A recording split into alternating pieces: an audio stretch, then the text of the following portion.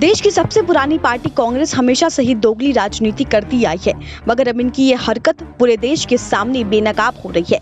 खासकर हिंदुओं की भावनाओं को आहत करने में कांग्रेस ने कोई भी कोर कसर नहीं छोड़ी है।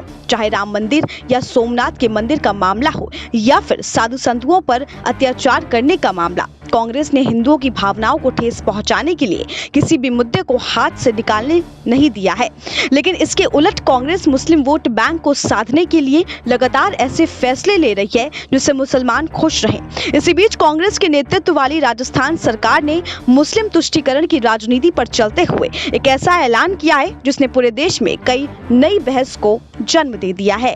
दरअसल गहलोत सरकार ने ऐलान किया है कि वो मदरसों के विकास के लिए 25 लाख रुपए तक की आर्थिक सहायता मुहैया करवाएगी। ये सहायता राशि मुख्यमंत्री मदरसा आधुनिकीकरण योजना के तहत दी जाएगी। इस संबंध में राजस्थान सरकार में शामिल राजस्थान मदरसा बोर्ड के सचिव ने एक प्रेस कॉन्फ्रेंस जारी किया, जिसके मुताबिक राजस्थान मदरसा बोर्ड में रजिस्टर्ड ए श्रेणी के मदरसों के विकास के लिए मुख्यमंत्री मदरसा आधुनिकीकरण योजना के अंतर्गत आवेदन मांगे जाएंगे। राजस्थान सरकार ने प्रदेश भर के मदरसों को 14 अक्टूबर से 29 अक्टूबर के बीच एप्लीकेशन फाइल करने को कहा है। बता दें, मदरसे बोर्ड की सचिव की ओर से जारी की गई विज्ञप्ति में कहा गया है कि आवेदन करते वक्त ये ध्यान रखना होगा कि योजना में पंजीकृत मदरसों के विकास के लिए कक्षा कक्ष, रसोई शेड, पेयजल सुविधा और शौचालय का विकास किया जाएगा। तो वही कांग्रेस के इस मुस्लिम तुष्टीकरण वाले फैसले पर विश्व हिंदू परिषद ने सवाल खड़े किए हैं।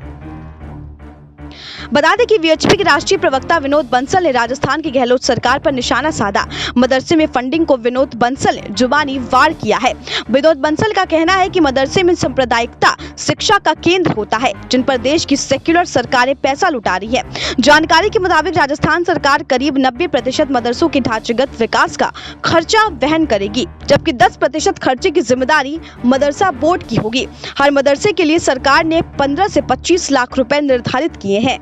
खैर, राजस्थान में कांग्रेस का ये फैसला उनके सेक्युलरिज्म के आडंबर का प्रत्यक्ष उदाहरण है कि वो मदरसे के आधुनिकीकरण के नाम पर मजहबी गतिविधियों को बढ़ाने के लिए जनता के पैसे का इस्तेमाल कर रहे हैं और उन्हीं के नेता कुंभ मेले में उत्तर प्रदेश की योगी सरकार की आलोचना कर रहे हैं। बता दें कि कांग्रेस ने कुंभ पर ही सवाल खड़े कर दिए थे और कहा था कि सरकारी पैसों से कुंभ आयोजन नहीं होना चाहिए, जिसके बाद उदित राज की जबरदस्त धुलाई हुई थी। उसके बाद वो अपने बयान से पलट गए थे और ट्वीट डिलीट कर दिया था।